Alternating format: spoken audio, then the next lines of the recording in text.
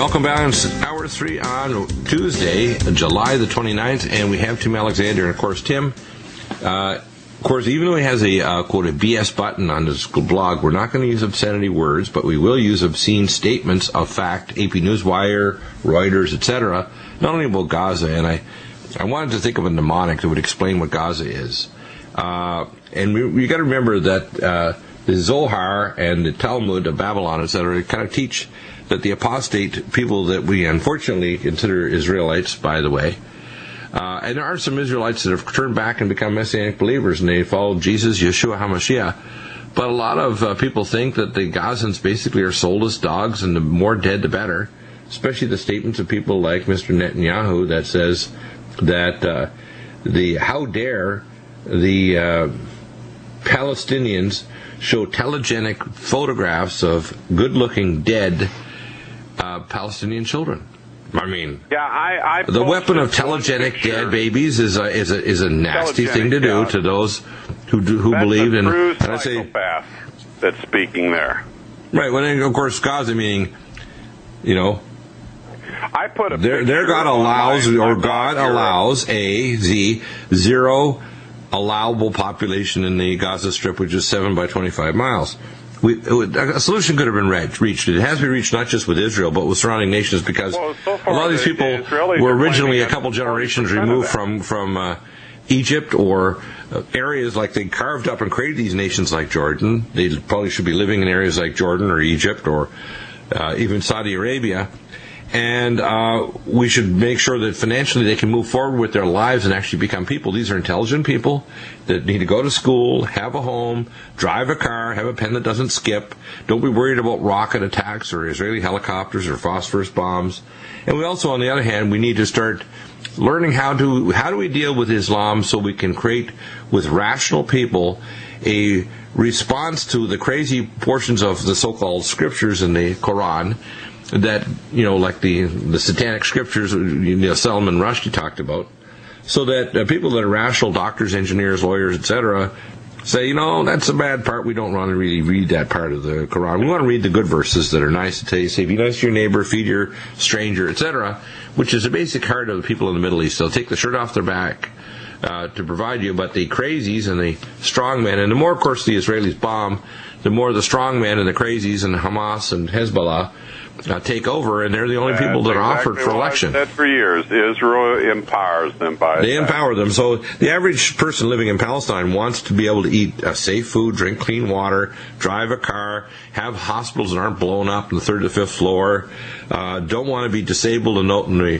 wheelchair waving a white flag so rocket-propelled missiles won't be shot at them while they're trying to get away from the Israelis coming out to clean out. That's a good target to home in on, though. Yeah, I tell people, this doesn't work good for anybody, including the Israelis. And again, you remember Jesus, Yeshua, is God in the flesh, and he told us that the pathway for peace is not spelled P-I-E-C-E, pieces of little Palestinian children, pieces of the state of Israel, and by the way, pieces of rockets that are blown up over Israeli towns and cities, which is going to be bad too. So we don't want to see anybody dying. We definitely don't want to see what's happening in Gaza happening, and this is all. Dr. Bill, I was updating my news blog this morning, and I literally came, and I'm not if you know me, I'm 6'2" and probably a pound or two overweight, depending on your. You're a big Scot. You're a big Scottish. You're back in the time of William Wallace. You'd be carrying your 7-foot claymore sword, swinging, and it would be vibrating with that blue steel in the wind, chopping the invaders off over the berms. Yeah, that's right. But anyway, so I don't tear up that easily, but I think I teared up about 3 times this morning looking at stories from Gaza. The other day, I actually published a picture on my news blog Europe, and a Palestinian father holding his little girl, and the whole back of her head is gone, and you can see towards the base of the brain. And, I mean, of course, the look on his face, I mean, you just, well... And you connect with another human being that's going through a horrifying human experience that's irrational. Now, and it's unnecessary. They've killed over 250 children now in Palestine. This is I linked a video this morning of a group of Israeli men dancing and chanting. Of course, it's in Hebrew, but the English translation, there's no school tomorrow. There's no children left in Gaza. Wow. And you can't make that kind of evil Tayyip law. Erdogan of Turkey, and people need to realize Turkey has the fourth largest army in the world. And they have a major armament system. In fact, even are licensed to build Abrams tanks. Yes. And they make the best, this is the best armored personnel carrier in the number of F-16s outside of the United States on Earth. Right, and they largest, and they also have the best armored personnel carrier that they weld and make there in Turkey that's actually better than the ones we make here, believe it or not. Yeah, so the Turks are extremely ticked off at this. In fact, the statements going back and forth between Turkey, who in a sense have been siding with the Europeans and the Americans against Syria, they're about to turn. Now, they haven't put their own army in against the Syrians. They've had a proxy army in there. We have a humanitarian crisis created by this. And what I see happening is, I don't see how a rational, compassionate Muslim looking at disabled children. Remember now, there are some positive things about Islam that are even not present to the great extent that they are in Christianity or elsewhere. If you're disabled, if you have Down syndrome, if you're a beggar and you have no legs, you're treated better in Islam than probably almost any other religion. And they don't tolerate abortionists. They cut their head off before Friday morning prayers. In a country like America, that puts an end to things. In America, for example, if you're caught doing abortions in a Muslim country, they don't have long trials. They don't have long funerals either. But they have long swords. They behead you very quickly to dispatch you as a murderer, and they treat you appropriately. Here in America, we have Obama pushing the Unaffordable Care Act and pushing abortion through every aspect to take Christian money and spend it on killing babies. And by the way, black babies that have partial black or colored skins, are 7 times more likely to die in the hands of the abortionists here in America, especially since Obama's president, not just in the United States, but with the Montreal Protocol back in his home country of Kenya, if you can believe that's where he was spawned. Because I don't believe he has a birth record, because I don't think we keep spawn records. Yes, but the Speaker of the House of Representatives said again today that there'll be no impeachment of. Well, listen, the guy, Mr. Boehner, and I can't call him. He might have some dirt on him, maybe, kind of. Somehow. I think they caught him with a 14-year-old in some compromising position in a hotel room, and he's got video proof, or imbibing large amounts of alcohol and doing other obscenities. Because this man is not acting like even a Republican in any way, shape, or form. Because even if you started impeachment, which by the way can't happen until 2016, because the Senate's not going to go for it. Or if they massively lose in the midterm elections, but the hearings alone, and that's possible. But let me finish. What happens is it's extremely unlikely for him to be impeached, but it'll put a stop to Obama's obscenities, including. I mean, you can open up Drudge here, and I gotta. If you open up Drudge and you look at the number, it says how many people on these quote death trains. It says how many more kids going to be put on top of death trains. 500,000, 1 million, 5 million. That's the actual title of the article up on Drudge right now. 500,000 work permits to the latest people that have come in. 500,000 new work permits, so they won't be kicked out. That's not. This is the Washington Times. The GOP Senate candidate Obama needs to visit Central America. The problem is, you see, if you truly have a humanitarian crisis, send down air-conditioned buses so these mothers don't lose their babies, and their dead baby carcass floats across the Rio Grande River in southern Texas. And don't allow 16, 17, 18-year-old criminals that are MS-13 gang members into the country. This is just nuts. Well, we have a created crisis. Aren't even teenagers. This is a cover. A lot of them are adults. Oh, a lot of them are older, and they're not even from there. They're from China, they're from the Middle East, they're elsewhere, and they'll claim to be 17, and they're actually 37. And you look at them and say, you must have had a hard life because you don't look 17. 17, maybe that would. I know it is. Their socks and shoes are 17. They figure that qualifies. I'm Alexander here. His blog is EuropeBusiness with 1s.blogspot.com, or you can type in Lord Sterling, Lord of Lord of bad knowledge and knowledge about things you really don't want. I wake up in the morning, I'm thinking, that's it, I'll tell you and what. I repent of knowing what I know. I'm thinking, God, I know I got to talk about this stuff, and I try to do it in a kind of a godly way, without we're using obscenity words. But the hardest thing for me is to think that people are still wanting to do ad hominem attacks when 99.99% of the articles we have, or even we don't write them even. We just posting easily corroborated news article and, RT, AP Newswire, things that are just so obvious. They can turn on even the TV and see even a little blurb, although they spin it on I call it the Cartoon News Network, CNN, or Fox or FAUX for False News Network, or MSNBC, and it's really going to mess up your mind if you watch MSNBC.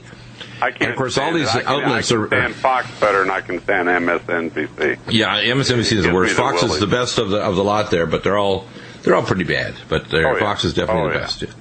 So anyway, we tell people, unless you look at the religious and the spiritual component, we're talking about real religion, a religion that Jesus taught, the Prince of Peace, the knowledge of real Christianity, real Judaism, real Hebrew. And by the way, it's not just Judaism. A lot of people think, well, it's just the religion of the Jews. No, they're Hebrews.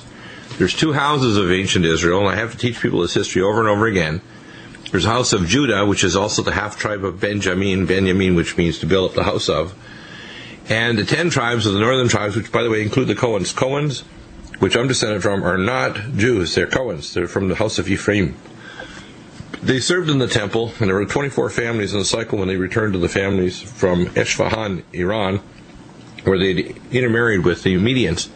So all the Cohens that were descended for the last 2,800 years, they're all part Median. Most people don't know that. They have no idea. And the Medes, of course, were persecuted for thousands of years, being treated like offscoffings in the Middle East. Now they're, of course, sitting on a giant supply of oil in Kirkuk in northern Iraq, and they have their own military now, so they're very unlikely to lose anything, including from the Shiite Muslims. They work well, for example, with the Shiites of the current president of Iraq, which we put in place, but of course is no good anymore because he's not nasty enough like ISIS. And it's amazing that I don't know how Obama can smile and smirk through all this stuff, and people can still think he's popular anyway. If you think Obama's popular, there's something wrong with your soul. There's something wrong. Well, I know there's something wrong with Obama, though. Well, and we need to pray for the man, because to be honest with you, only a man who's abused and his personality and the soul have been fractured through Reiki and mind control would do the things he does. And he's not just a puppet, he's a collaborative evil puppet, but he's a damaged person. He's a person that has DID, or dissociative identity disorder. Same way with Hillary Clinton. She's very intelligent. She comes from a long line of warlocks and witches that have been doing human ritual sacrifice and sex magic rituals for many centuries. It's not surprising that these people rise to the top, because there's something missing in their soul, and they will compromise to do virtually anything for the dark side in order to gain power and control. It's not just money. They don't just get their jollies in being billionaires or millionaires. They get their jollies on power and control of doing evil. Hurting people. Yeah, there's the rich people who just want to be rich because they're creative and they create a whole new industry and they do things, and they're basically decent people. And there's lots of rich people that, by the way, are very decent. They're freaked out by this. They know that they're likely by these maniacs to lose everything. They know that the maniacs are trying to reach for the powers and levels of control, or they're in control. And the rich people that have these things need to have some guts now, gut up and get their hands off the powers of control for these maniacs who will push America toward a big world war. I mean, we should be collaborating with Russia on space weather and aerospace objects and other things going on, rather than fighting with them. Dr. Eagle, I linked a story a couple of days ago by, we were just talking about him, was it Jim Hodges? Yeah, Dave Hodges. Dave Hodges, yeah. Dave. Learned helplessness. And, he said, why aren't Americans stopping what's happening to America and within America? And the answer is learned helplessness. We've learned from the media, it can't be helped, we can't do anything. And, we all go through that at times. You get frustrated A dog, he gave an example on the article how if you shock a dog certain ways, and he'll eventually, if he can't get away, he'll just lay down and take it because he's learned there's nothing he can do. And we kind of do that, and the media has helped to shape that. Well, you know what? Unless you got a personality disorder. Tim, unless you have a personality disorder, okay? I have a well-ingrained genetic and historical personality disorder that when someone pushes against me, even if the first pushes are too hard for me to resist, I just get stronger and push back. Eventually, I push them over. I think people need to get up and realize to stand up and tell yourself the truth and start preparing for what's inevitably going to happen. And we don't set the dates. But we can tell people, just like I tell people... It's already happening. Well, for example, I tell people a third of what you have as resources should be in gold and silver, and I recommend Midas resources. A third should be in prepper supplies, including food, water, and self-protection. And a third should be in things that you can get out of the market quickly, things that allow you to, let's say, work with a group, because you're not going to be saved yourself if you go beyond 2 months and you don't have a place for a group of you to have a colony to place to replant away from the large cities and towns, because the large cities and towns, just look at what Obama's doing now. If he gets away with this, which now from Boehner, they're going to continue flooding the nation, and the state, governors here in California, Jerry Brown is out of his mind. He's now trying to say some religious things as to why he should just let anybody come in that wants to. Well, that's not going to work, guy. The state of California is teetering on the edge of bankruptcy. And their tax rules and the way they ask for things, I mean, we're dealing with we have to supply them with all kinds of documents about all our sales across the country and even internationally to the state of California, even though all we're really obliged to provide is just the state taxes for California. They want all these records filled out because they're just grasping, how can we get that money? How can we get them? And they've squeezed industry out of California. A lot of industry went to Colorado when I was there. A lot of it went elsewhere in the country. Say, hey, we got to leave here, man. This place is crazy. Beautiful place to live. The progressive communist control freak people running this state, which is primarily the Democrats, is insane. And you can't have a policy just as an open door. You don't have you can't have an open door where we have 1/6 of the U.S. population, but we got like 45% plus of all the welfare cases. 45% of all the welfare cases in the United States are right here in California, and it's going to get a lot worse when the Texans finally close off their border, and it may be followed by New Mexico and Arizona.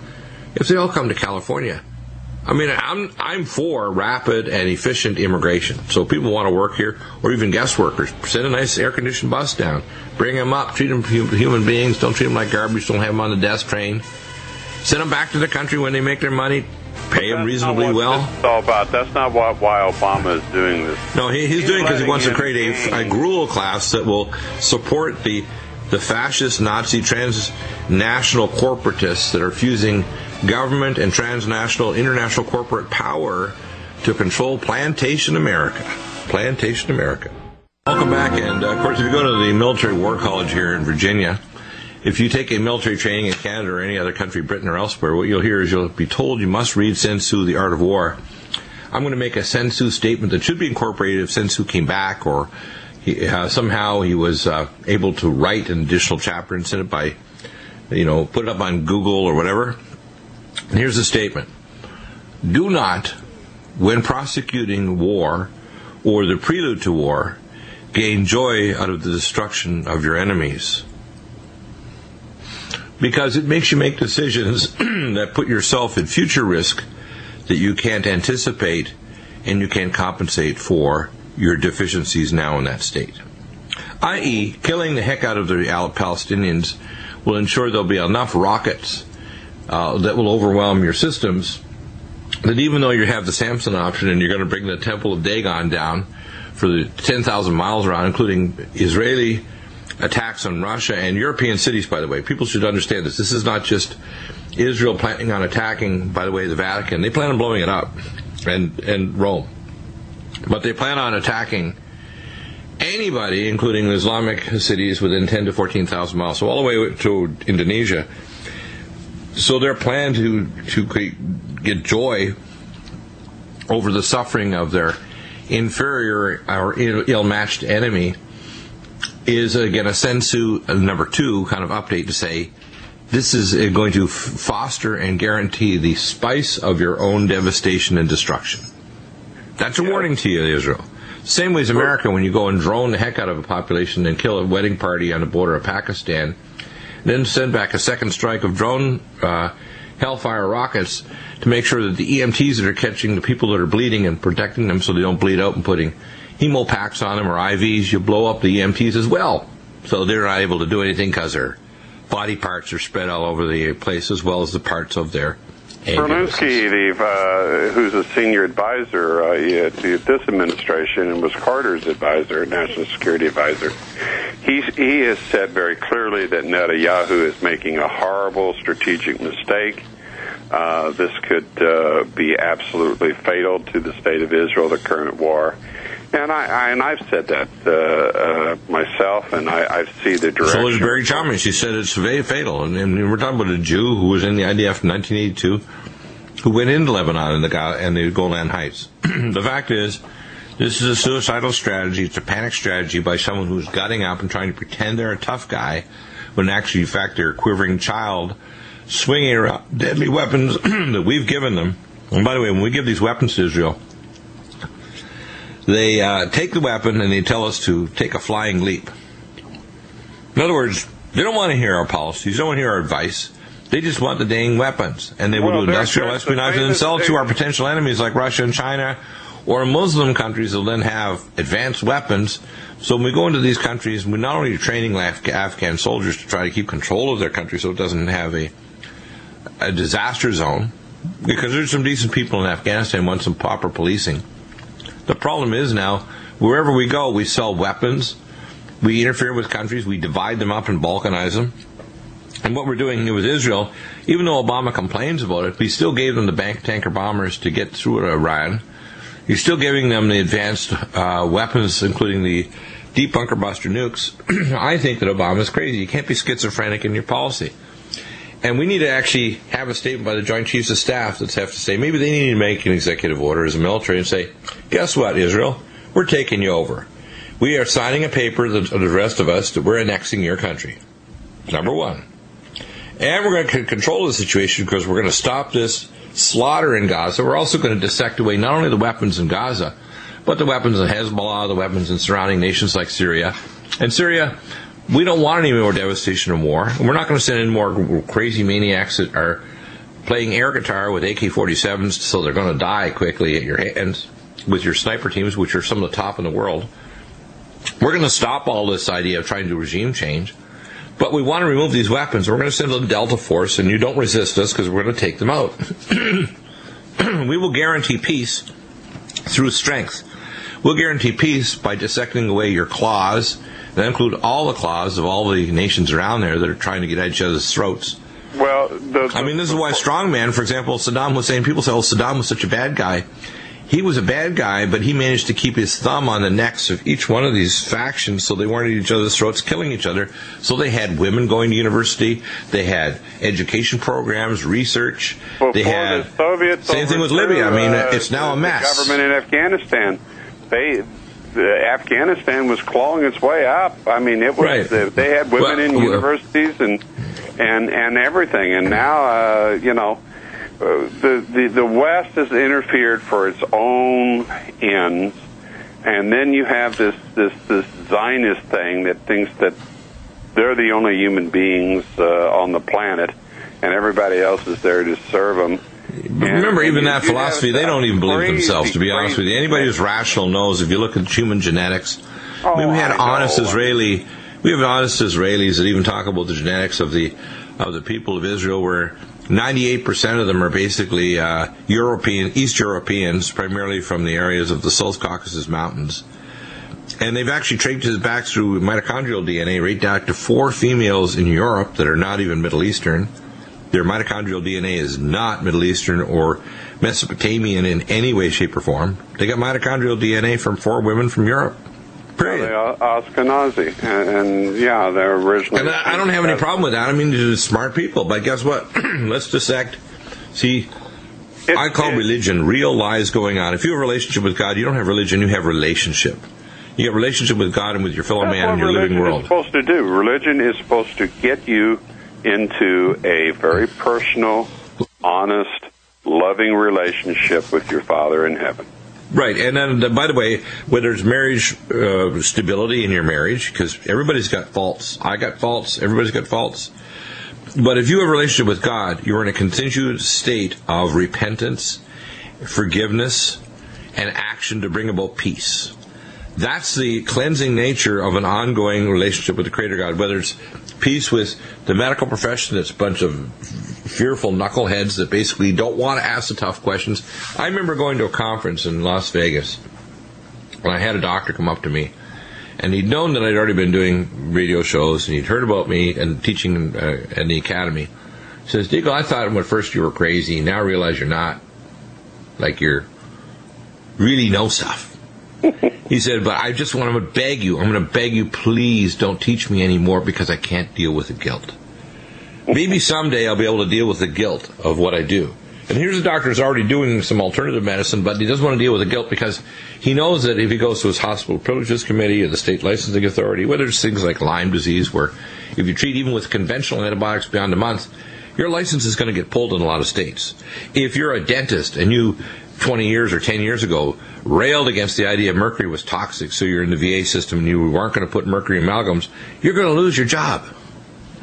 If you're in industry as an occupational doctor and the industry director tells you, or the occupational director of the company who's not a doctor tells you, you better close this case or that case, and who cares if it kills them, or they lose their benefits or their death benefits because their person fell off a building. One of the last depositions I did in June of 2004 was a woman who lost her husband after falling off a building in Pueblo, Colorado. And he fell, I think, a couple stories, broke both legs, femurs, etc. He got deep vein thrombosis in both legs, and 30 days later he threw off massive emboli from the multiple surgeries he needed for his ankles and his tibia, fibulas, and his femurs. And he threw off pulmonary emboli, and he died. And, of course, they didn't want to pay death benefits because the fall didn't cause the death. Come on. Yeah, right. Come on. So when I did the deposition, they wanted to do a voir dire, which is to start going over, who is this guy, Dr. Deagle? And they wanted to go over my work with the Prophecy Club and my personal religious views. I said it has no relevance to the fact the guy died up building. Let's deal with his MRI scan, his venography, his multiple surgeries, the direct causal relationship 100% with the fall. I had to get into what's called Dr. Deagle PA system, which is if you're listening to me and your ears aren't plugged, you're going to lose some hearing permanently. And those attorneys, you can tell their hair was turning gray as I was yelling at them of what was going on. Welcome back, and Tim, in this last segment, let's talk about some of the latest stories we have. And again, it's all just not negative. What we want to tell people is, I really think this is all doable. God said in the book of Mark, he says that he will cut those days short, lest no flesh would survive. In other words, God has a remnant he's going to bring and survive through this. He has a remnant of America. America is both the most blessed and cursed nation in history. I think of America as I call Ephraimerica. It was settled by the peoples that were originally the descendants of the northern 10 tribes. All the tribes of North Europe, if you actually go back, and I've seen books by Mr. Poole, who actually was a high-level Mason, back to 1860. I have actually a copy of his book about British Israelism. Now, these Masons know, in fact, it's the truth, but they twist it a bit.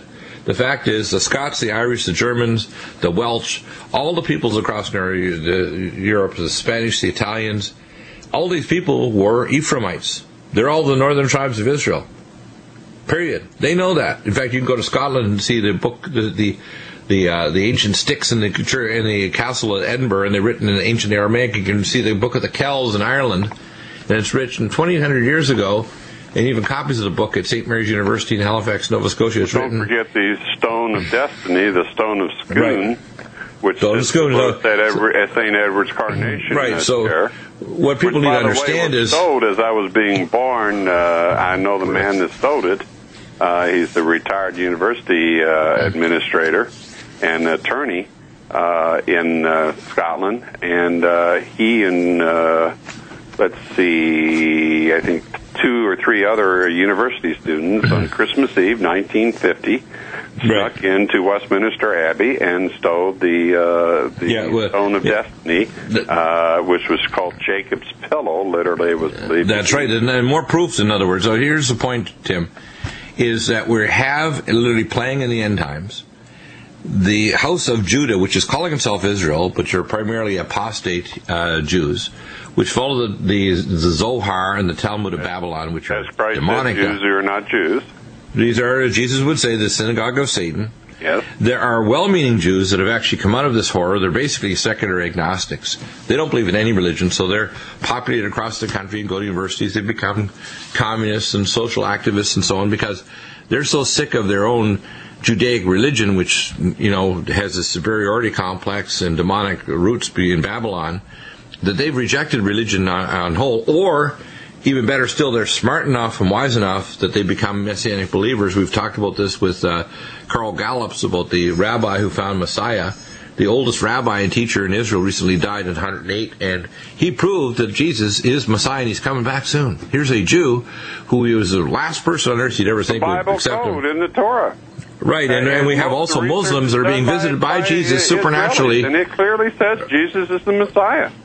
Right, and in fact, Michael Drosnin, who is a Jew, his latest book, which is, Saving the World, is this book. Michael Drosnin, Saving the World, the Bible Code book. Yeah, you can get it for like $3.50. $3.50, this big book. Hardcover, by the way. What people need to understand is we're seeing God playing this out. He's got so much grace. God has so much patience with the world and with humanity, so much patience with us. I mean, if you don't understand He's such a loving Father, none of us can even comprehend the great wisdom, power, glory, and just love that God has for the world.